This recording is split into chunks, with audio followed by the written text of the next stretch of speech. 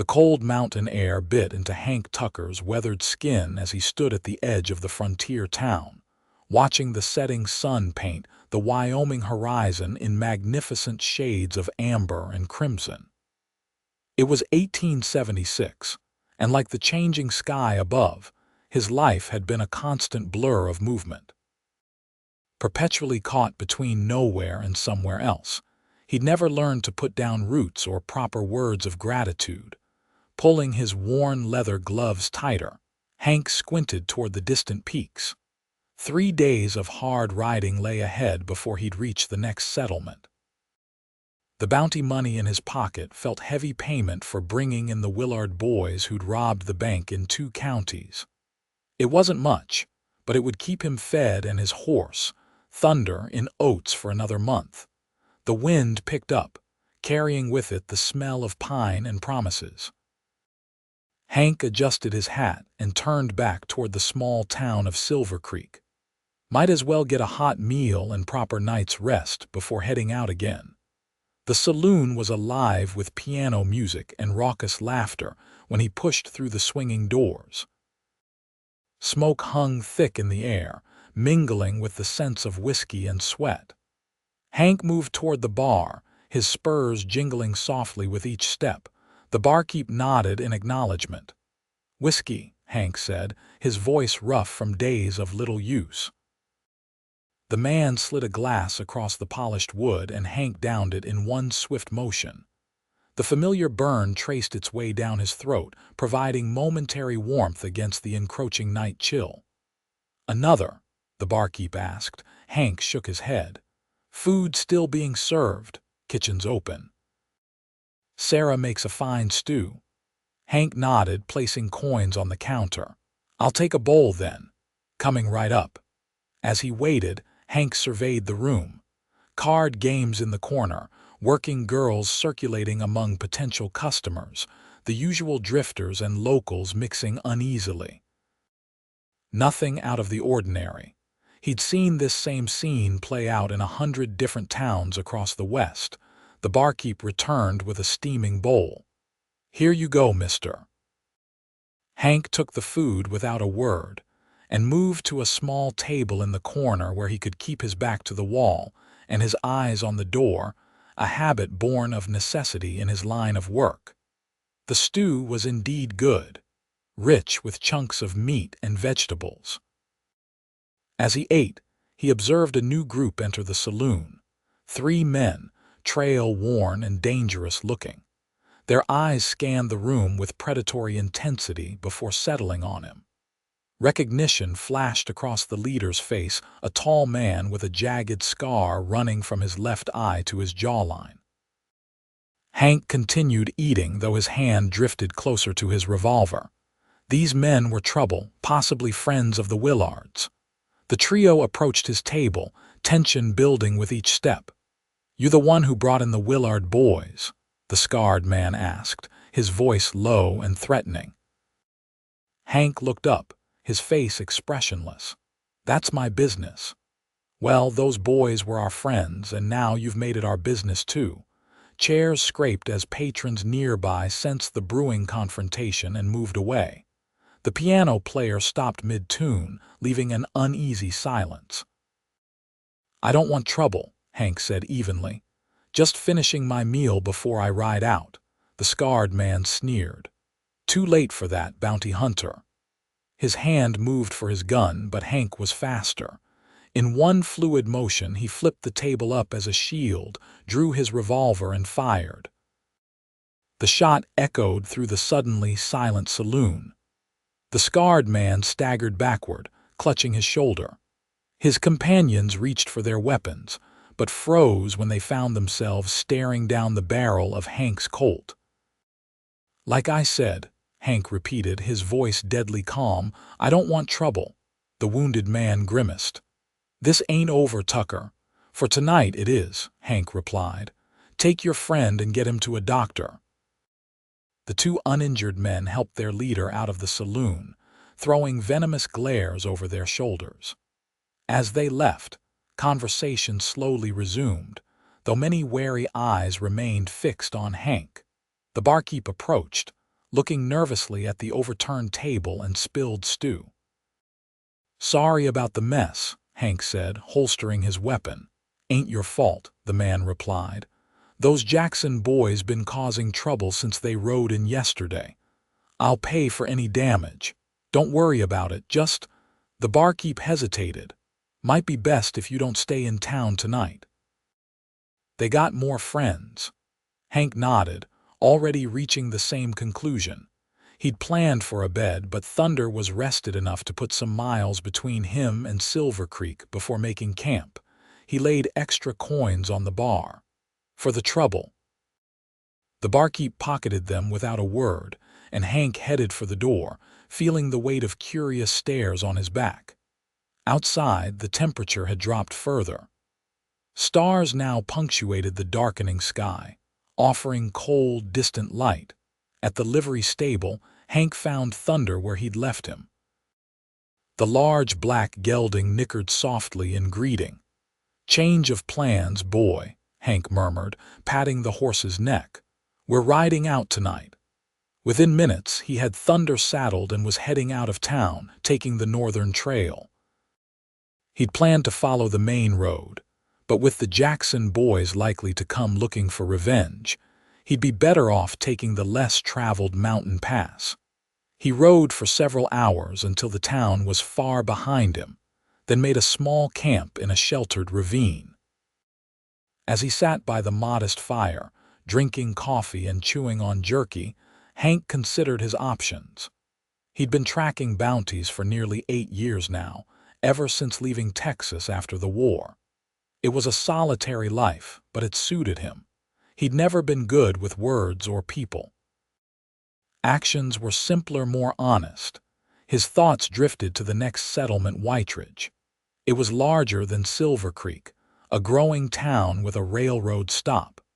Maybe there'd be bounty notices posted, or perhaps he'd take a few days' rest before deciding his next move. The mountains would be difficult to cross this time of year, with early autumn storms unpredictable and often brutal. Sleep came fitfully, as it always did on the trail. Hank woke before dawn, doused the remnants of his fire, and set out as the first gray light seeped into the sky.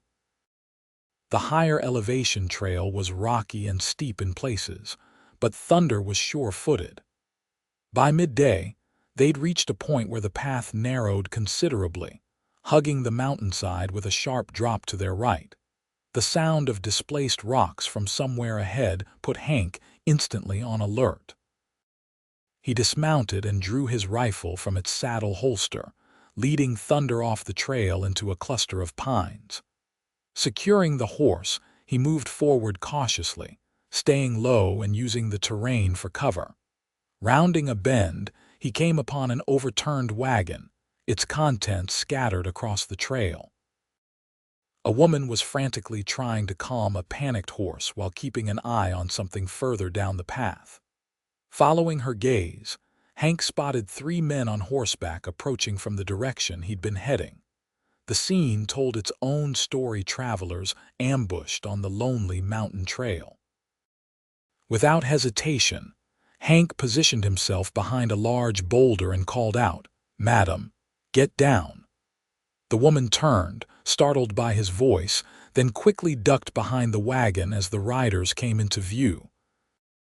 They hadn't spotted Hank yet, their attention focused on what they clearly saw as easy prey. "Look what we found, boys," the lead rider sneered, a tall man with a bushy beard. "A little lady all alone up here." "I ain't alone," came the woman's clear, defiant voice. "My husband just went ahead to clear the trail." The bearded man laughed. "Nice try, darlin'. We been watching you for the past hour. Ain't nobody with you 'cept that useless driver, and he's already run off." They moved closer, spreading out to surround the wagon. Hank steadied his rifle, taking aim at the leader. "This can go easy if you just hand over any valuables," the bearded man continued. "Maybe provide us with a little company, too." Hank squeezed the trigger. The shot cracked through the mountain air, and the bearded man's hat flew off his head. The outlaws wheeled around, guns drawn, searching for the source of the shot. "Next one won't miss," Hank called out. "Drop your weapons and ride out, or the buzzards will be picking at your bones by sundown." The three men exchanged glances, clearly weighing their options. 2 against 1 would normally be favorable odds, but with Hank hidden and having the higher ground, the advantage was his. "Might be best to move along," one of the other riders suggested nervously. "Ain't worth dying over." After a tense moment, the bearded man spat on the ground. "This ain't worth the trouble, but you remember my face, lady. Name's Farley, and I don't forget a debt." The three wheeled their horses around and rode back the way they'd come, occasionally glancing over their shoulders. Hank kept his rifle trained on them until they disappeared around a bend in the trail. Only then did he emerge from his hiding spot, approaching the wagon cautiously. The woman remained behind her makeshift barricade, a small derringer now visible in her hand. "They're gone, madam," Hank said, keeping a respectful distance. "You can put that away, I mean no harm." She studied him for a long moment, then slowly lowered the tiny pistol. "Thank you for your assistance, Mr. Tucker, Hank Tucker. Tess Vaughan." Now that danger had passed, Hank took a proper look at her. She was younger than he'd initially thought, probably mid-20s, with auburn hair pulled back in a practical bun. Her traveling dress was simple but well made, and despite the ordeal, she carried herself with remarkable composure. "You out here alone?" he asked, glancing around for any companions. "I was traveling with a driver, but as those men said, he fled at the first sign of trouble." She sighed, looking at the overturned wagon. "The wheel broke and then the horse spooked. I managed to calm him, but—" She gestured helplessly at the scattered luggage and supplies. "Where were you headed?" "Whiteridge. I've accepted a teaching position at their new school." Hank nodded.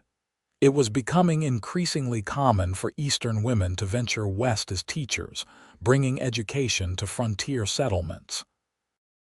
"That's my destination, too," he said. "I can help you get this wagon righted and see you safely to town." Relief flooded her features, though she quickly masked it with practiced dignity. "I would be most grateful, Mr. Tucker, though I'm afraid the broken wheel presents a significant problem." Hank examined the damage. The wheel hadn't just come loose, the axle was cracked as well. "Won't be moving this wagon today," he concluded. "We'll need to salvage what we can and ride double on my horse." Tess looked uncertain. "My belongings?" "We can secure the most valuable items, hide the rest, and send someone back from Whiteridge for them," he suggested. "Unless you'd prefer to stay here with the wagon while I fetch help." She glanced around at the isolated mountain trail, clearly considering the risks of remaining alone. "No, I think it best we proceed together. Allow me to gather my essential items." While Tess sorted through her belongings, Hank returned for Thunder. The gelding seemed unperturbed by the idea of carrying double, though Hank removed some of his own gear to lighten the load. Tess had assembled a small collection of items, a carpetbag, what looked like a teacher's satchel filled with books, and a wooden box she handled with particular care. She'd also changed into a split riding skirt, practical for their journey. "My mother's jewelry," she explained when she caught him looking at the box. "Family heirlooms. Everything else can be replaced." Hank helped secure her belongings to Thunder's saddle, then assisted her in mounting. He swung up behind her, acutely aware of their proximity. It had been a long time since he'd been this close to a woman who wasn't working in a saloon. "It's about 6 hours to Whiteridge," he said, turning Thunder back toward the trail. "We won't make it before dark, so we'll need to make camp along the way." She nodded, her back straight with determination. "I've come this far, Mr. Tucker. I'm not afraid of a few more challenges." As they rode, Hank found himself surprisingly comfortable with the silence between them. Most people felt the need to fill quiet moments with unnecessary talk, but Tess seemed content to observe the magnificent mountain scenery. Occasionally, she would point out a particularly beautiful vista or unusual bird, but otherwise respected the peaceful atmosphere. The afternoon waned, and Hank kept a vigilant eye out for any sign of Farley and his companions. He doubted they'd return so soon after being routed, but caution had kept him alive this long. "May I ask what brings you to Whiteridge, Mr. Tucker?" Tess eventually inquired, breaking a long silence. "Just passing through," he replied, the familiar response automatic. She glanced back at him, her expression suggesting she knew there was more to the story, but she didn't press. "Well, I'm certainly fortunate you were passing through today." Hank merely nodded, uncomfortable with gratitude. He'd never learned how to accept thanks gracefully, preferring action to words. As the sun began its descent behind the mountains, Hank guided Thunder off the main trail to a small clearing he remembered from previous journeys. A stream gurgled nearby, providing fresh water, and the trees offered shelter from the wind. "We'll stop here for the night," he announced, dismounting and offering his hand to help Tess down.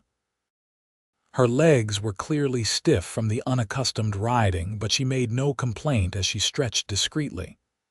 "It's a lovely spot," she observed. "Have you camped here before?" "Once or twice," Hank confirmed, already gathering wood for a fire. "The stream has good water, and we're sheltered from view of the main trail."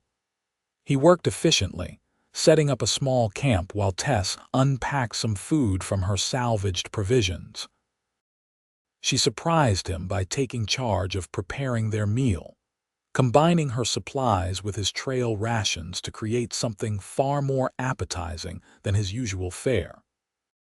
As darkness fell completely, they sat by the fire eating beans, dried fruit, and biscuits that Tess had somehow managed to keep intact despite the wagon accident.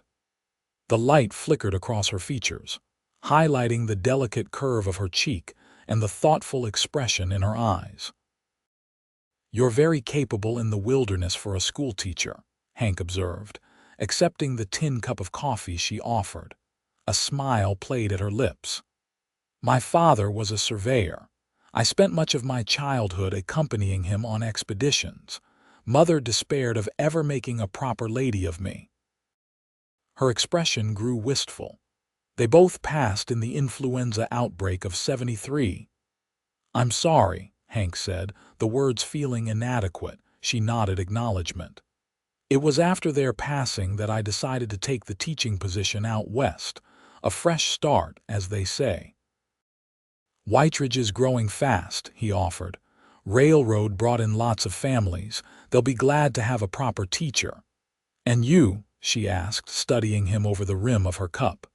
"What's your profession, Mr. Tucker? You don't strike me as a typical traveler."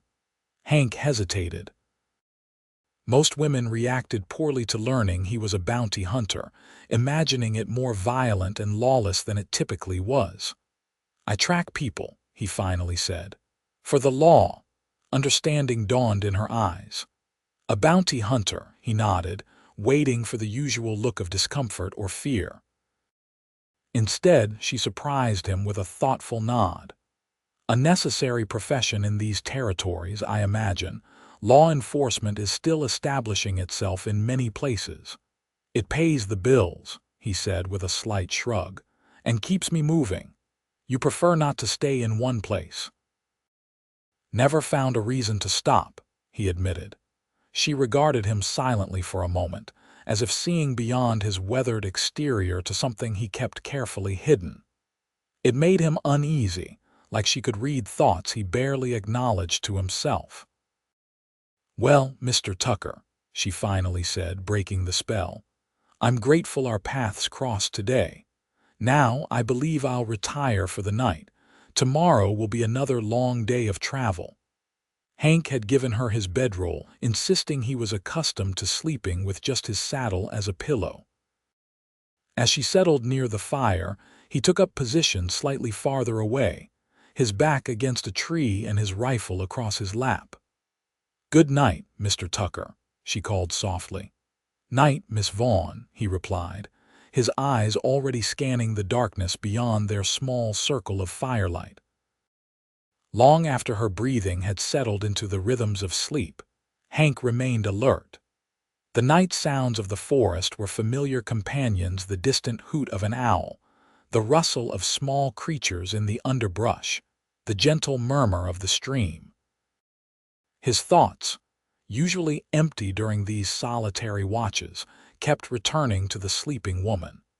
There was something about her that unsettled him, not in a threatening way, but in a manner that made him acutely aware of the emptiness of his own existence. She traveled with purpose, with a clear destination and goal. His life, in contrast, was an endless series of temporary stops. The night passed without incident, and Hank roused Tess just as dawn was breaking. They shared a simple breakfast of jerky and the last of the biscuits before packing up camp. "How's your riding today?" he asked as he helped her onto Thunder. "A bit sore," she admitted with a rueful smile, "but nothing I can't manage." The day proved warmer than the previous one, with clear skies promising good traveling conditions. The trail began its gradual descent from the mountains, offering spectacular views of the valley below. By mid-morning, they could make out distant buildings, the first outlying farms of the Whiteridge community.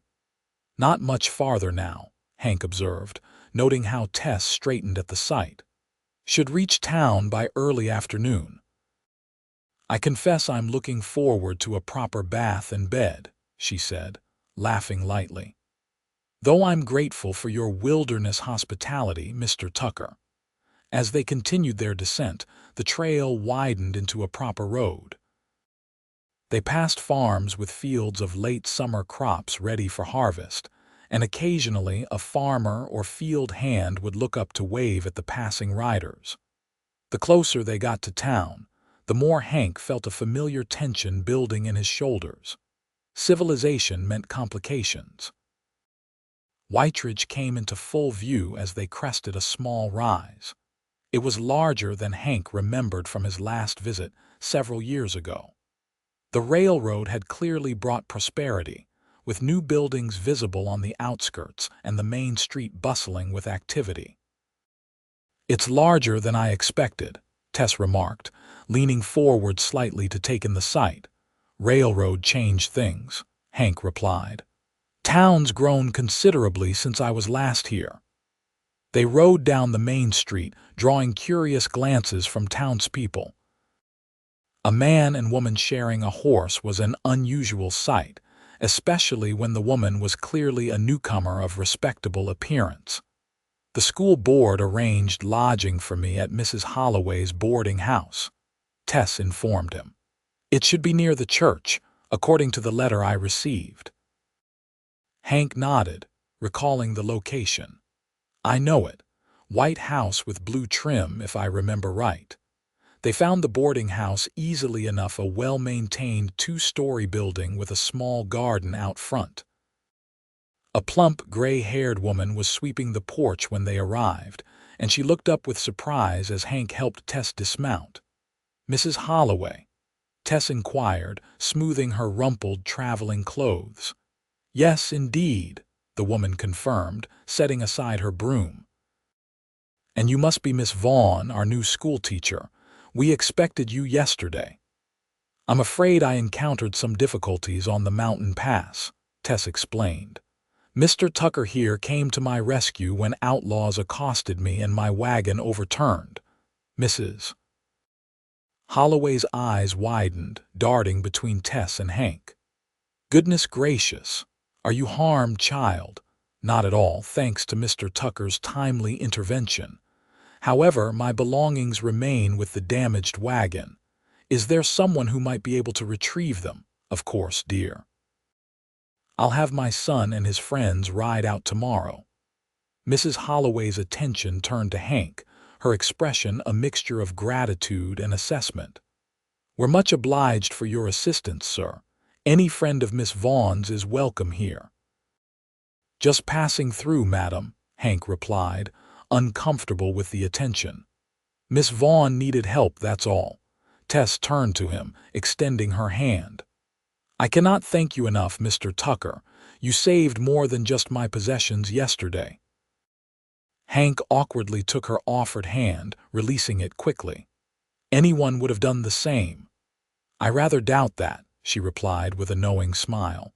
"Will you at least allow me to buy you dinner this evening, as a small token of my appreciation?" Before he could formulate a decline, Mrs. Holloway interjected. "What a lovely idea! The hotel restaurant serves an excellent meal. I insist you join us, Mr. Tucker. The school board members will be dining with us to welcome Miss Vaughan, and they'll want to express their gratitude as well." Trapped by politeness, Hank reluctantly agreed. "I need to see to my horse and find lodging first." "The livery stable is just down the street," Mrs. Holloway directed, "and Williams' Hotel has clean rooms at reasonable rates." With a nod of acknowledgement, Hank tipped his hat to both women. "I'll return at 6 then." As he led Thunder away, he could feel Tess's eyes following him. The prospect of a formal dinner with the town's respectable citizens filled him with dread. He was more comfortable in saloons and on lonely trails than in polite company. But something about disappointing Tess seemed worse than enduring an uncomfortable evening. At the livery stable, Hank arranged for Thunder's care, then made his way to the hotel. The desk clerk raised an eyebrow at his trail-worn appearance but assigned him a room without comment. The accommodations were simple but clean: a bed, washstand, and small dresser occupying the modest space. Hank cleaned up as best he could with the provided basin and pitcher. His spare shirt was only marginally less worn than the one he'd been traveling in, but at least it was relatively clean. After a cursory attempt to tame his hair and beard, he decided further efforts would be futile. With time to spare before dinner, he ventured to the sheriff's office to check for bounty notices. The deputy on duty, a young man barely out of his teens, recognized Hank's profession immediately. "You're Tucker, ain't you? Heard of you bringing in the Willard gang." Hank nodded, scanning the wanted posters on the wall. Sheriff's out on patrol, but he mentioned a gang operating near the territorial border. Holdups on the stage line. "There's a $500 reward for information leading to arrests." "Got descriptions?" Hank asked. The deputy handed him a paper with rough sketches. "3 men, led by someone calling himself the Colonel. They've hit 3 stages in the past month." Hank studied the information, mentally filing it away. It wasn't enough to act on yet, but worth keeping in mind. "You staying in town long?" the deputy inquired. "Just passing through," Hank replied automatically. "Couple of days at most." Before heading to the boarding house, Hank stopped at the general store and purchased a small package, feeling foolish but compelled nonetheless. The shopkeeper wrapped it in brown paper and string, and Hank tucked it into his coat pocket, still uncertain of his impulse. The boarding house was brightly lit when he arrived precisely at 6 o'clock. Through the window, he could see several well-dressed individuals already gathered in the parlor. For a moment, he considered turning around and riding out of town, leaving Whiteridge and Tess Vaughan behind like so many other places and people. But before he could act on the thought, the door opened and Tess stood framed in the warm light. She had transformed from the practical traveler of the past day into a vision of refined beauty. Her auburn hair was arranged in an elegant style, and she wore a deep green dress that complemented her fair complexion. The sight of her momentarily robbed Hank of words. "Mr. Tucker," she greeted warmly. "I'm so pleased you came. Please join us." Finding his voice, Hank removed his hat and stepped inside. "Miss Vaughan." The parlor fell silent as he entered, all eyes turning to assess the newcomer. Tess smoothly took charge of introductions. "Everyone, this is Mr. Hank Tucker, the gentleman who came to my rescue yesterday. Mr. Tucker, allow me to present Mr. Jameson, chairman of our school board, Mrs. Jameson, Reverend Phillips, Mrs. Holloway, of course, and Dr. and Mrs. Grant." Hank nodded awkwardly to each in turn, acutely aware of his rough appearance among their finery. "Mr. Tucker," Jameson stepped forward, extending his hand. "We understand we owe you a debt of gratitude for safeguarding our new teacher. Whiteridge has invested considerable effort in securing Miss Vaughan's services." "No debt, sir," Hank replied, briefly shaking the offered hand.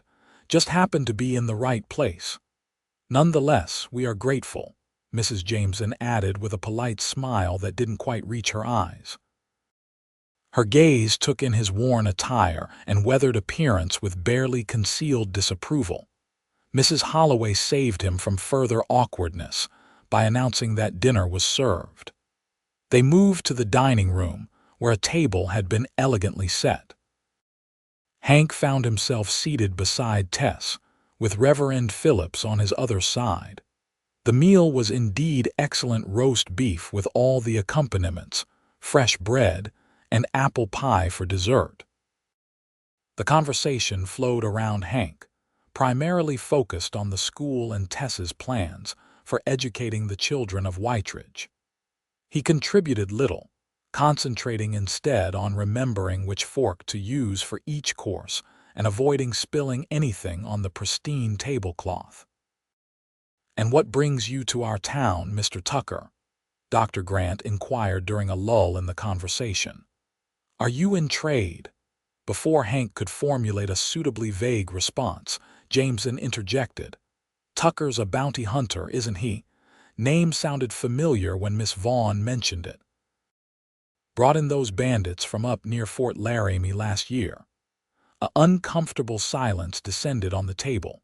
Mrs. Jameson's lips pursed in disapproval, while the Reverend shifted slightly away from Hank. "A necessary profession in these parts," Dr. Grant finally offered diplomatically. "Law and order must be maintained." "Indeed," Jameson agreed, though his tone had cooled considerably. "Will you be pursuing any business in Whiteridge, Mr. Tucker?" "No, sir," Hank replied, "just passing through." He felt Tess stiffen slightly beside him but couldn't read her expression when he glanced her way. The remainder of the dinner passed in strained politeness. As coffee was served, Hank found himself increasingly desperate to escape. These people, with their settled lives and social proprieties, inhabited a world as foreign to him as he was to them. When the group finally moved back to the parlor, Hank seized his opportunity. "I should take my leave," he announced. "Early start tomorrow." A chorus of polite farewells followed, none particularly insistent that he stay longer. Only Tess accompanied him to the door, stepping outside onto the porch with him. "I apologize for Mr. Jameson's indiscretion," she said quietly once they were alone. "It was ungracious of him to announce your profession in such a manner." Hank shrugged. "It's what I am. No point pretending otherwise." "Is it truly all you are?" she asked, her perceptive gaze unsettling him again. Before he could respond, he remembered the package in his pocket. "I brought you something, a replacement." He awkwardly handed her the small parcel. "For your wagon journey." Tess unwrapped it carefully, revealing a leather-bound journal. "How did you know?" she asked, genuine surprise in her voice. "Saw you writing in one at camp. Noticed it wasn't among the things you salvaged." She ran her fingers over the embossed cover, clearly touched by the gesture. "Thank you, Mr. Tucker. It's perfect." "It's nothing," he mumbled, uncomfortable with her evident pleasure. "Just practical. Nevertheless, I shall treasure it." She looked up at him, her expression serious. "Must you leave tomorrow?" The question caught him off guard. "Got no reason to stay," he said, the habitual response automatic. "Perhaps you might find one if you looked," she suggested softly. The moment stretched between them, filled with unspoken possibilities.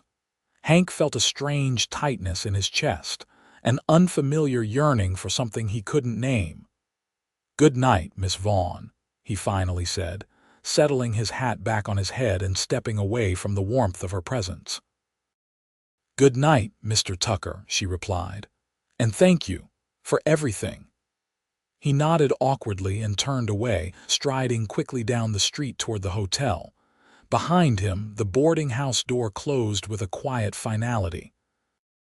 Back in his room, Hank sat on the edge of the bed, his thoughts in unusual turmoil. The smart move would be to leave at first light, to return to the familiar pattern of his solitary existence. Yet the thought of riding away from Whiteridge from Tess left him unaccountably restless. Sleep eluded him as he replayed their conversations, her words echoing in his mind. "Perhaps you might find one if you looked. A reason to stay." The concept was foreign to him, yet oddly compelling. Morning brought no clarity. Hank rose with the sun, his few possessions already packed. At the livery stable, Thunder greeted him with a soft nickering, apparently well rested and content with the quality of care he'd received. "Ready to move on, boy," Hank murmured, patting the horse's neck. Thunder merely continued munching his oats, unconcerned with such weighty decisions. As Hank was checking Thunder's shoes, the stable doors opened, admitting Mrs. Holloway's son and two other young men. They were clearly preparing to retrieve Tess's belongings from the mountain trail. "Mr. Tucker," the young Holloway greeted him. "Ma said you might still be here. Could you give us directions to where Miss Vaughan's wagon is stranded? Save us some searching."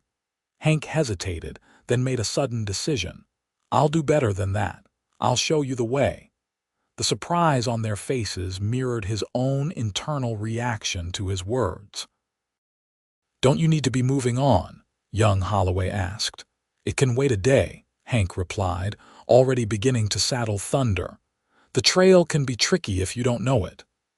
2 hours later they were on the mountain path, Hank leading the small group. He told himself he was simply being practical. The wagon would be easier to find with his guidance, and he'd been headed north anyway. The fact that it delayed his departure from Whiteridge was merely incidental. They reached the overturned wagon by mid-morning. It remained undisturbed, suggesting Farley and his companions hadn't returned to loot it. While the younger men set about gathering Tess's belongings, Hank examined the broken axle more carefully. "Might be salvageable," he commented, mostly to himself. "Need a proper wheelwright, though." Young Holloway joined him in the assessment. "Worth trying to fix it here, or should we just load what we can on the packhorses?" "Take what you can now," Hank decided. "I'll see about getting the wagon repaired and brought down later." The young man gave him a curious look, but didn't question the decision. By noon, they had packed all of Tess's personal belongings and as many of her household goods as the horses could carry. "We'll head back now," Holloway announced. "You coming, Mr. Tucker?" Hank shook his head. "I'll stay, see what I can do with the wagon." Again, that curious look, followed by a knowing smile that Hank chose to ignore. "We'll tell Miss Vaughan you're looking after her wagon then." After they departed, Hank turned his attention to the damaged vehicle. The work was good distraction from his unsettled thoughts. By late afternoon, he'd managed to fashion a temporary repair that might hold long enough to get the wagon back to Whiteridge, where it could be properly fixed. As dusk approached, Hank made camp near the wagon, his mind still turning over his uncharacteristic behavior. One night in town, one dinner with civilized company, one conversation with an intriguing woman, and suddenly his established patterns felt constricting rather than comfortable. The next morning, Hank hitched Thunder to the wagon, hoping his temporary repair would hold for the journey down the mountain. The gelding wasn't accustomed to pulling a wagon, but he was strong and willing. Progress was slow but steady as they made their way back toward Whiteridge. They were about 2 hours from town when Hank spotted dust on the trail ahead, riders approaching. His hand moved automatically to his revolver, but as the figures grew clearer, he relaxed slightly. It was young Holloway again, accompanied by a sturdy man Hank didn't recognize. "Mr. Tucker," Holloway called as they drew near. "We were just coming to help. This is Mr. Wilson, the blacksmith. He's handy with wagon repairs." Wilson dismounted to inspect Hank's temporary fix, nodding appreciatively. "Not bad work for field repairs. Should hold till we get back to my shop." With Wilson's expertise and an extra horse to help pull, they made good time back to Whiteridge. The sun was still well above the horizon when they pulled up outside Mrs. Holloway's boarding house.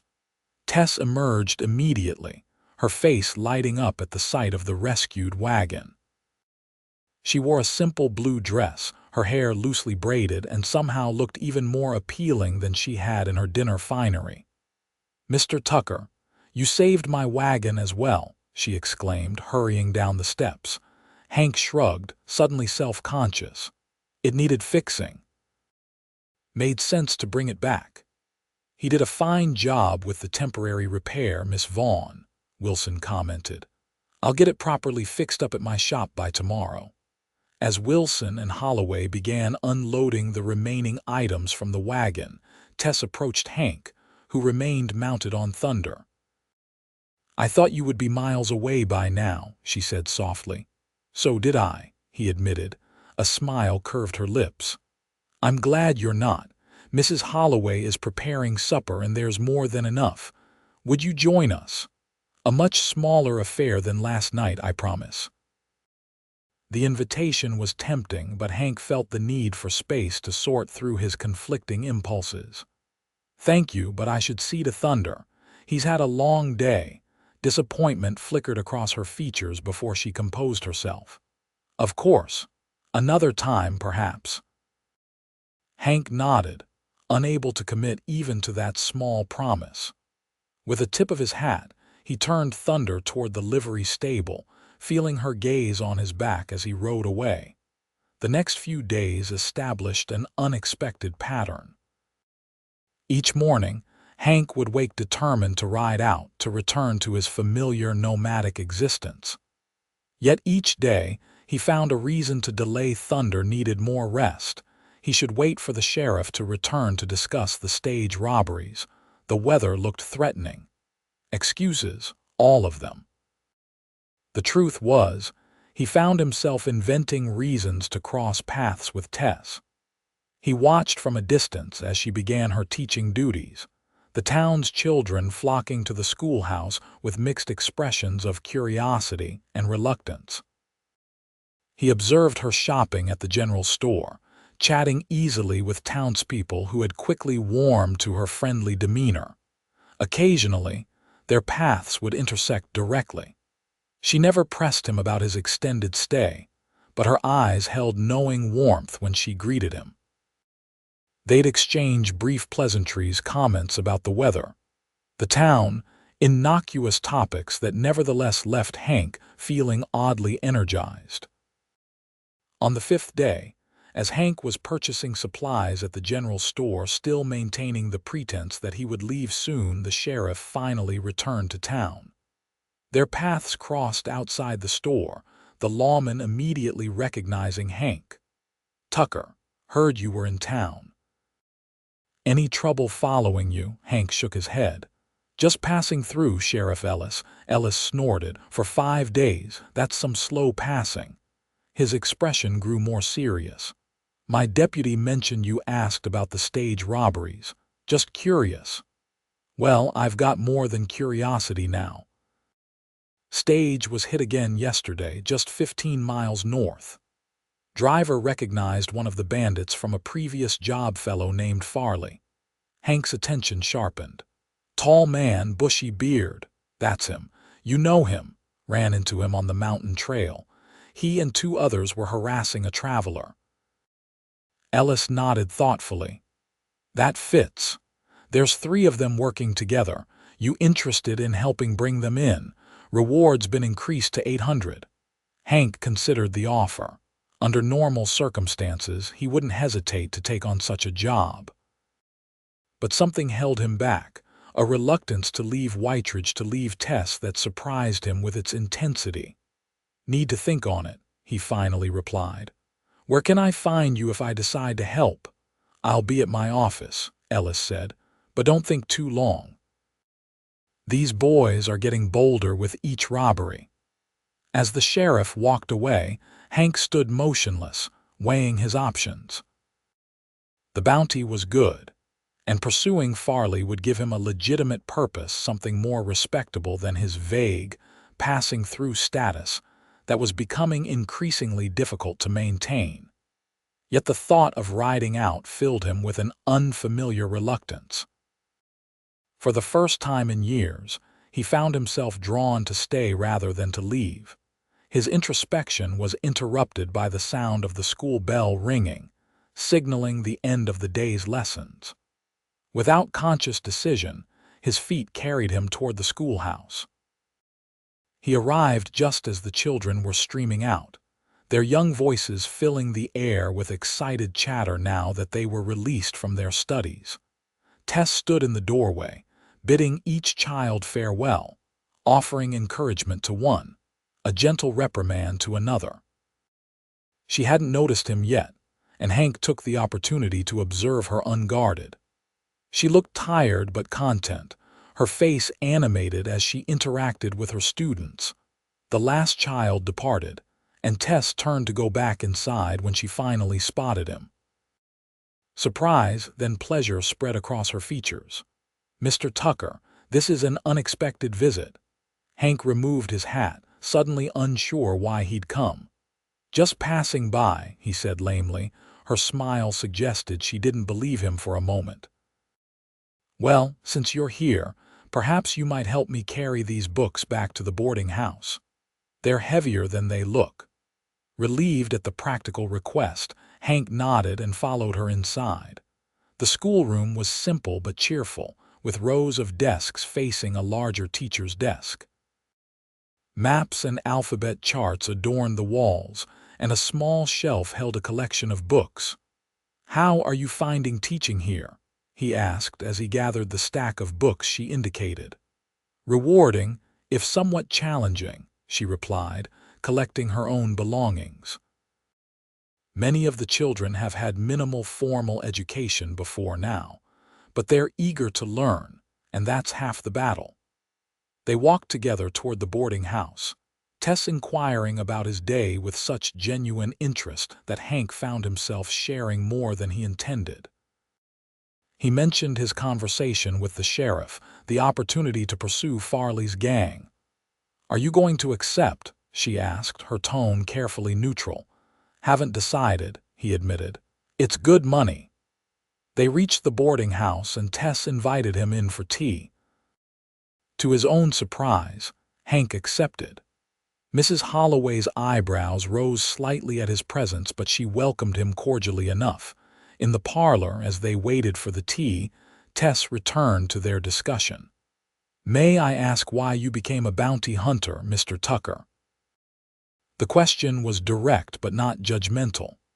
Hank considered deflecting it, as he usually did when people inquired about his life, but instead found himself answering honestly. After the war, didn't have much direction. Tried ranching for a spell, but drought took the herd. Was good with a gun, good at tracking. Bounty hunting let me use those skills, keep moving. "And you prefer not to stay in one place?" "Never saw the appeal," he said, though the words felt less certain than they once had. "People get complicated. Expectations, obligations. Easier to keep moving." Tess studied him over her teacup. "Easier, perhaps, but is it better?" Before he could formulate a response, Mrs. Holloway entered with a plate of cookies, effectively ending their private conversation. The evening progressed pleasantly enough, with Mrs. Holloway sharing town gossip and Tess recounting amusing anecdotes from her first week of teaching. Hank mostly listened, more comfortable as an observer than a participant, but occasionally contributed when directly addressed. As the evening wound down, Hank rose to take his leave. Tess accompanied him to the door, stepping onto the porch as she had that first night. "Have you decided?" "About the bounty?" she asked quietly. "Not yet," she nodded, seeming to choose her next words carefully. "Mr. Tucker, Hank, whatever you decide, I want to thank you again for all you've done. Not just the rescue on the trail, but bringing my wagon back, checking on me. It's meant a great deal." Her use of his first name caught him off guard, creating an unexpected intimacy between them. "I didn't do much," he demurred. "You did more than you realize," she insisted. Then, with a boldness that surprised him, she added, "I've come to value your presence here, brief though it may be." The admission hung in the air between them, an invitation he wasn't sure how to accept. "I should go," he finally said, retreating to safer ground. Disappointment flickered in her eyes, but she nodded. "Good night, Hank." "Good night, Tess," he replied, her given name feeling foreign yet right on his lips. The walk back to the hotel gave him time to contemplate their conversation. Tess's question echoed in his mind. Easier, perhaps. But is it better? He'd never questioned his nomadic existence before, had never seen it as a choice to be evaluated rather than a necessity to be accepted. Sheriff Ellis was still at his office when Hank arrived. The lawman looked up from his paperwork, expression expectant. "Made a decision?" he asked without preamble. Hank nodded. "I'll help track them, but I want deputies along when we make the arrest." Ellis seemed relieved. "Agreed. We'll leave at first light." Returning to the hotel, Hank packed his few belongings and tried to sleep, but rest eluded him. His thoughts kept returning to Tess, to the possibility that had begun to form in his mind, a possibility of something other than endless wandering. In the gray light of dawn, Hank met Sheriff Ellis and 2 deputies at the livery stable. They rode out quietly, following the road north toward the location of the most recent stage robbery. Ellis had brought a tracker, but Hank's experienced eye soon picked up signs that the man had missed. "They split up here," Hank indicated where 3 sets of hoof prints diverged. "Smart, harder to follow." "Which trail do we take?" Ellis asked. Hank studied the ground carefully. "This one," he decided, pointing to the tracks heading northeast. "Horse is carrying the heaviest load, probably their leader with the loot." They followed the trail through the morning, Hank's tracking skills proving invaluable as the signs grew fainter. By mid-afternoon, they had reached a series of rocky hills dotted with small caves and crevices, perfect hiding places for outlaws. "They're holed up in there somewhere," Hank said quietly, surveying the terrain from a sheltered position. "Probably have a lookout posted." Ellis nodded. "How do you want to play this? Circle around, come in from different directions. Don't want them slipping away." The strategy was sound, but executing it proved challenging in the rocky terrain. Hank took the most difficult approach, working his way up a steep slope that offered the best vantage point over the area. As he neared the top, movement caught his eye, a man shifting position behind a boulder, rifle at the ready. The lookout hadn't spotted him yet. Hank crept closer, using the natural cover to approach undetected. When he was within 20 feet, a dislodged stone betrayed his position. The lookout whirled, raising his rifle, but Hank was already in motion. He tackled the man before he could fire, the struggle brief but violent as they grappled on the rocky ground. A sharp pain exploded in Hank's side as the outlaw managed to draw a knife. Gritting his teeth, Hank slammed the man's wrist against a rock until the weapon fell away. A well-placed punch rendered the lookout unconscious. Only then did Hank become aware of the warm wetness spreading across his shirt. The knife had found its mark, though he couldn't tell how deep the wound went. He bound it hastily with a bandana, knowing he couldn't abandon the mission now. Gunfire erupted from below Ellis, and his deputies had engaged the other outlaws. Hank moved to a better position, drawing his rifle. Through the scope, he could see Farley and another man returning fire from the entrance of a small cave. Ellis and one deputy were pinned down behind boulders, while the second deputy was attempting to flank from the left. Taking careful aim, Hank fired. His shot struck the rock just beside Farley's head, sending fragments flying. The outlaw ducked back into the cave, momentarily ceasing his fire. It was enough of an opening for Ellis and his men to advance to better positions. The firefight continued for another tense half-hour, with both sides exchanging shots while maneuvering for advantage. Hank maintained his elevated position, providing covering fire that kept the outlaws largely confined to their cave. Finally, with ammunition running low and their position compromised, Farley called out for terms. "We're coming out. Don't shoot. Throw out your weapons first," Ellis shouted back. 2 revolvers and a rifle clattered onto the rocky ground outside the cave. Moments later, Farley and his companion emerged, hands raised. Ellis and the deputies moved in quickly to secure them. Hank made his way down to join them, each step sending fresh pain through his injured side.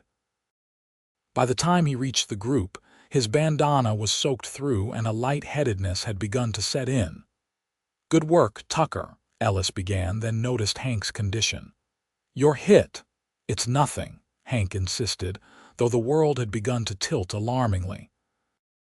The last thing he remembered was Ellis lunging forward to catch him as his knees buckled. Consciousness returned in fragments, the jolting motion of being transported, voices discussing his condition, the sting of antiseptic on his wound. When Hank finally opened his eyes fully, he found himself in an unfamiliar bed, sunlight streaming through nearby windows. "Welcome back," came a familiar voice. Turning his head, Hank saw Tess seated beside the bed, a book open on her lap. Relief washed over her features as she met his gaze.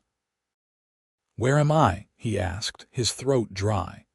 "Dr. Grant's house," she replied, reaching for a glass of water on the bedside table.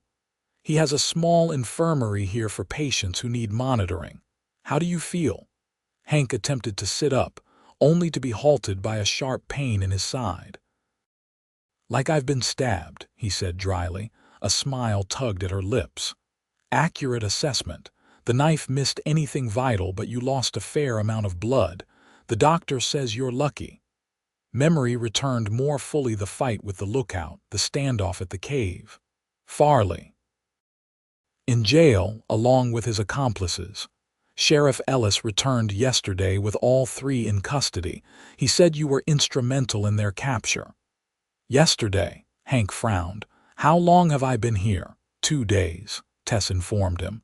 "You developed a fever the first night, Doctor." Grant was concerned about infection, but it broke early this morning. 2 days. Hank digested this information slowly. "You've been here all this time," a slight flush colored her cheeks. "Not continuously. I have my teaching duties, but I've come whenever I could. Mrs. Holloway has been here as well, and some others from town." The idea that people had been concerned enough to watch over him was foreign to Hank. In his nomadic existence, injuries were private affairs, dealt with alone whenever possible. The reward, he remembered suddenly, for capturing Farley. "Sheriff Ellis left papers for you to sign once you were recovered," Tess assured him. "He said your share would be waiting at his office." Hank nodded, though the bounty seemed less important than it had before. A comfortable silence fell between them as Tess helped him take a few sips of water. "Thank you," he said finally, "for sitting with me." "I wanted to be here," she replied simply. Another week passed before Dr. Grant declared Hank fit enough to leave the infirmary, though with strict instructions to avoid strenuous activity while his wound continued to heal. The town had rallied around him in a way Hank found both touching and discomfiting. Mrs. Holloway bringing home cooked meals. The blacksmith, offering free board for Thunder at the livery. Townspeople stopping by with well wishes. Most surprising was the steady presence of Tess. Despite her teaching responsibilities, she visited daily, sometimes just for a few minutes between school and dinner, other times staying for hours in the evening. They really talked about their pasts, their journeys to the West, books they'd read, places they'd seen. With each conversation, Hank felt something within him shifting, old defenses crumbling in the face of her gentle persistence. She never pushed, never demanded, simply offered her company and her thoughts with a genuineness he found impossible to resist. On his first day out of the infirmary, Hank made his way slowly to the sheriff's office to collect his reward. Ellis greeted him with genuine pleasure. "Good to see you on your feet, Tucker. Town's been buzzing about your heroics." Hank shifted uncomfortably. "Just did what needed doing." Ellis chuckled, retrieving an envelope from his desk. "Well, the stage company's mighty grateful. Here's your reward as promised." Hank accepted the envelope, the weight of it substantial in his hand. $800, enough to keep him going for months, to take him anywhere he wanted to go. "What's next for you?" Ellis asked, echoing Hank's thoughts. "Moving on once you're healed up." The question hung in the air, and for the first time, Hank genuinely didn't know the answer. The familiar urge to move on, to avoid putting down roots, still whispered at the edges of his consciousness. But now there was a counterbalance, a pull to stay, to explore the possibility of something he'd never allowed himself to consider. "Haven't decided," he finally replied. Ellis studied him knowingly. "Miss Vaughan would be disappointed if you left, I expect." "She's been quite devoted during your recovery." Hank didn't deny it, though he felt a flush creeping up his neck. "Folks have been kind. Community can be like that," Ellis observed. "When you let it." Leaving the office, Hank walked slowly through town, nodding to people who greeted him by name. It was strange how familiar Whiteridge had become in such a short time. He found himself noticing details he'd previously overlooked: the new paint on the church steeple, children playing in the schoolyard, shopkeepers sweeping their porches in the morning sunshine. His steps carried him inevitably toward the schoolhouse. Classes were in session, so he waited at a respectful distance, watching as Tess moved among her students, her enthusiasm for teaching evident even from afar. When the noon bell rang and the children tumbled out for their midday break, he approached. Tess spotted him immediately, her face lighting up with a smile that made his heart skip. "Hank, your first day of freedom and you came to visit me." "Thought you might like to have lunch," he suggested, holding up a basket Mrs. Holloway had pressed upon him that morning. "If you're not too busy." "Never too busy for you," she replied warmly. "Let's sit in the shade." They settled beneath a large oak tree beside the schoolhouse, spreading Mrs. Holloway's offerings on a blanket Tess produced from inside. The domesticity of the scene struck Hank as both foreign and strangely right. "How does it feel to be up and about?" Tess asked, handing him a sandwich. "Good," he admitted. "Though Doc Grant says I'm still healing." "You must be patient. Knife wounds are nothing to trifle with." They ate in comfortable conversation, discussing the morning's lessons and town happenings. As they finished, Hank found himself contemplating the envelope in his pocket and what it represented: freedom to leave, or perhaps freedom to stay. "I collected the bounty today," he said finally. Tess nodded, her expression carefully neutral. "A well-deserved reward for your bravery." "It's enough to go anywhere, start fresh." She met his gaze steadily. "Is that what you want, to go somewhere else?" The directness of her question demanded equal honesty. "I don't know," he admitted. "All my life I've kept moving. Staying put never seemed like an option. And now—" Hank looked around at the schoolyard, the town beyond, then back to Tess's expectant face. "Now I'm not so sure. Hope flickered in her eyes, though she tried to temper it. "What's changed, you?" he said simply, the admission easier than he'd expected. "This place. The way people have treated me, like I belong somewhere, like I matter to someone." Her hand found his, warm and reassuring. "You do matter, Hank. Very much." The school bell rang, signaling the end of the lunch break.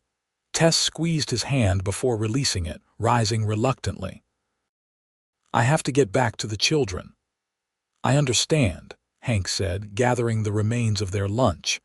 "May I walk you home after school?" "I'd like that," she replied, her smile radiant. True to his word, Hank returned as the final bell rang. They walked slowly through town toward the boarding house, their conversation flowing easily between topics. As they reached Mrs. Holloway's front gate, Hank paused. "Would you have dinner with me tomorrow night, at the hotel restaurant?" he asked. "A proper dinner, not one where I'm being stared at by the school board." Tess laughed, the sound musical in the late afternoon air. "I'd be delighted." The next evening found Hank more nervous than he'd been facing armed outlaws.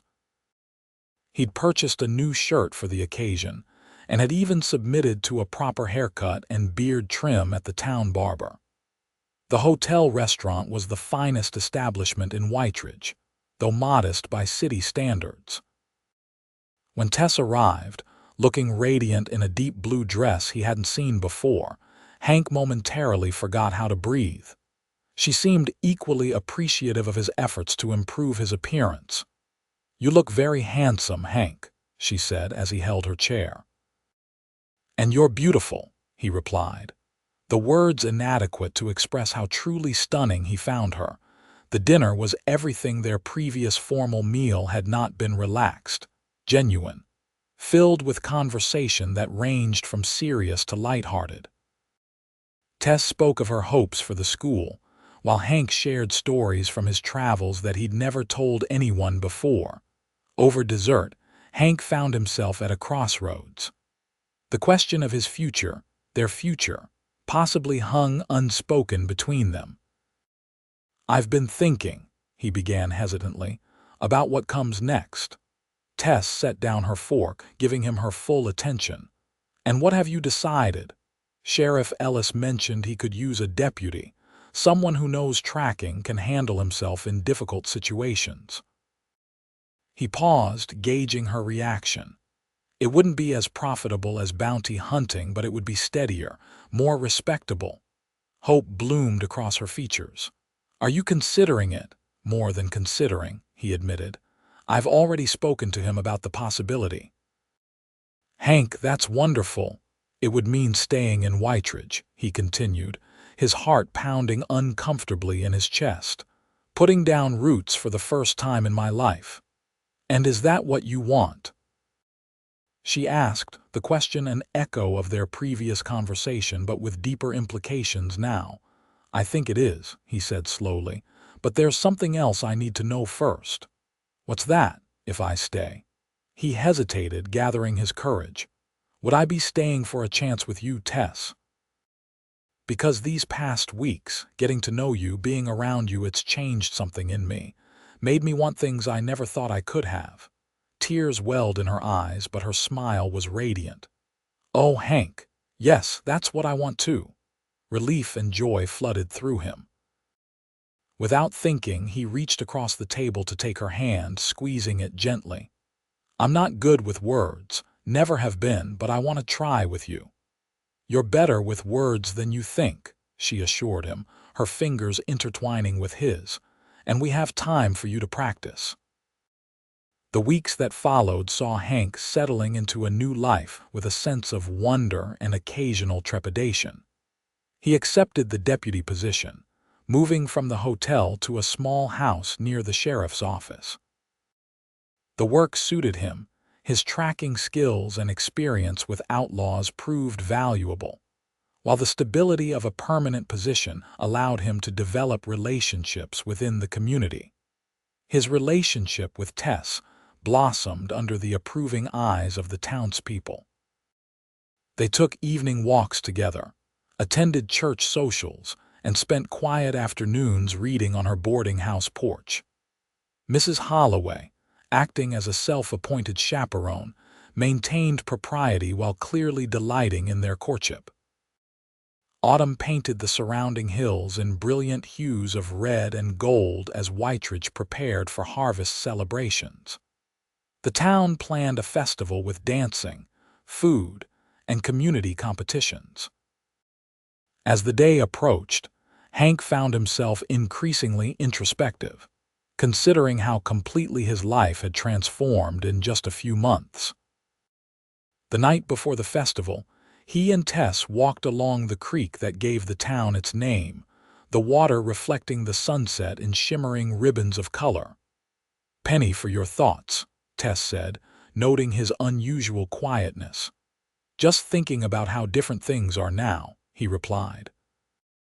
"If you told me 6 months ago I'd be a deputy in a small town, walking with a schoolteacher at sunset, I'd have said you were crazy." She smiled, slipping her arm through his. "And now I can't imagine being anywhere else or with anyone else." They stopped at a bend in the creek, the spot offering a magnificent view of the valley below. Hank turned to face Tess, taking both her hands in his. "I've been carrying something with me for a few weeks now," he said, his voice uncharacteristically nervous. "Waiting for the right moment." Reaching into his pocket, he withdrew a small ring, a simple gold band with a modest diamond that had cost him a significant portion of his bounty reward. Tess's eyes widened as she understood his intention. "Hank, I'm not eloquent like you," he continued hurriedly. "Don't have fancy words. But I love you, Tess Vaughan. Never thought I'd love anyone, but here we are." He took a deep breath. "Would you marry me? Be my wife, let me be your husband. I promise I'll spend every day trying to be worthy of you." Tears spilled onto her cheeks as she nodded vigorously.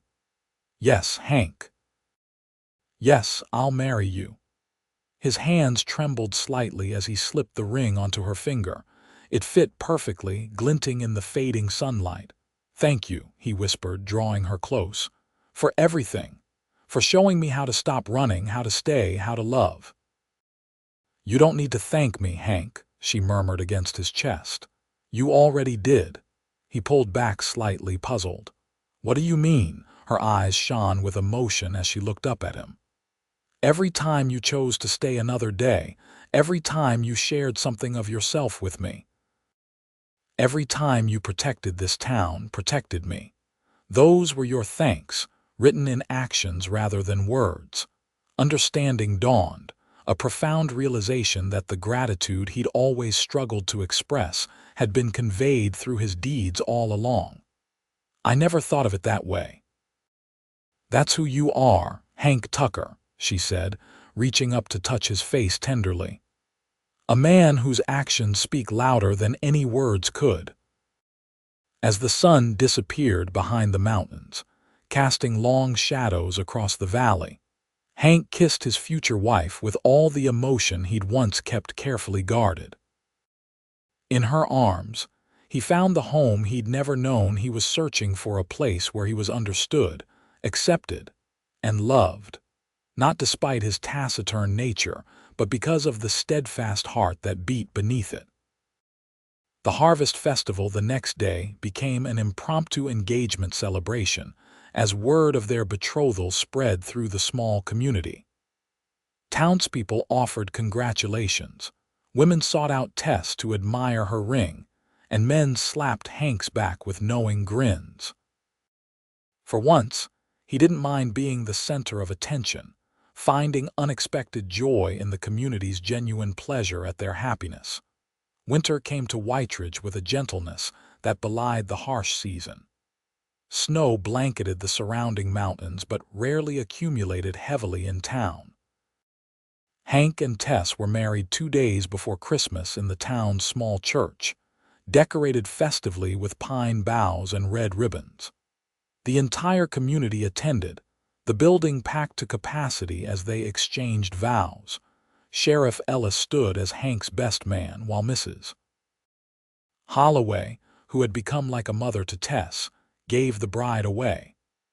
As they spoke their promises to each other, Hank found the words coming easily, his usual reticence forgotten in the significance of the moment. They moved into Hank's small house, which had been expanded and improved through the communal efforts of townsmen who insisted on wedding gifts of labor rather than objects. A larger kitchen, a proper parlor, and an extra bedroom for future considerations, as Mr. Wilson delicately put it, transformed the bachelor quarters into a true home. Spring brought new beginnings as Tess continued teaching, now with the respected title of Mrs. Tucker, while Hank settled further into his role as deputy. The wanted posters that came through the sheriff's office occasionally featured names he recognized from his bounty hunting days, but the pull to return to that life had faded completely. Instead, he found satisfaction in more modest accomplishments mediating disputes between farmers, teaching young boys responsible gun handling, escorting the stagecoach through potentially dangerous territory.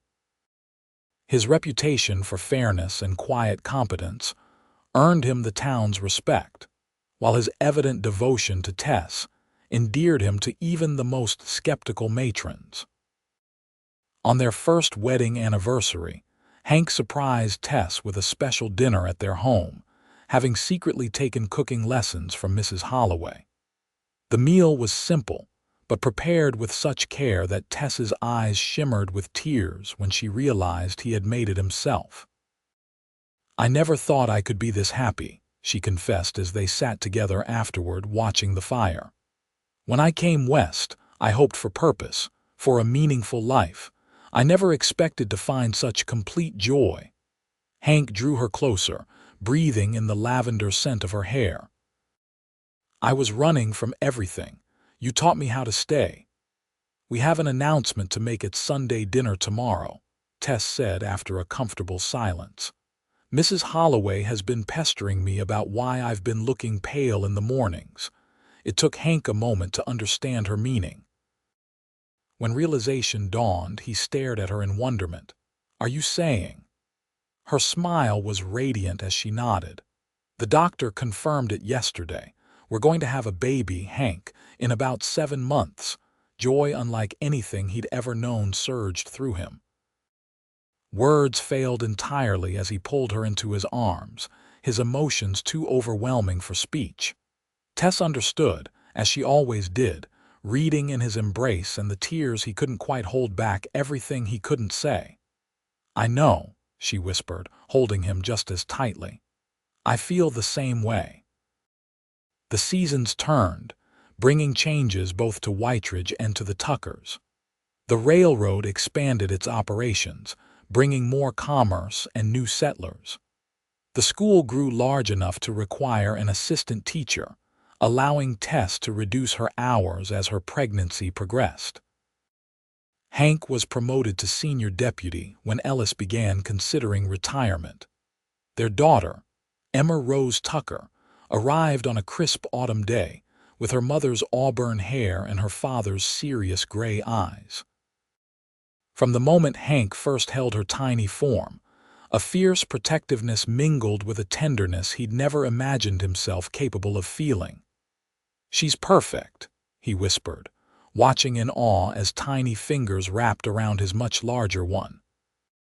Tess, exhausted but radiant, smiled at the sight of her husband cradling their child. "She already has you wrapped around her finger." "And I wouldn't have it any other way," he admitted. Parenthood brought new challenges and deeper joys. Hank discovered reserves of patience he hadn't known he possessed, as he walked a colicky Emma around their home in the small hours, singing off key lullabies that nonetheless soothed her to sleep. Tess marveled at his gentle competence, the same steady hands that had once tracked outlaws now changing diapers and preparing bottles with equal skill. As Emma grew from infant to toddler, Hank found himself becoming more integrated into the fabric of Whiteridge than he'd ever thought possible. He joined the town council, his practical experience and straightforward approach valued in civic decisions. When Sheriff Ellis finally retired, the townspeople unanimously supported Hank as his replacement. "Never would have believed it," he remarked to Tess on the night of his swearing-in.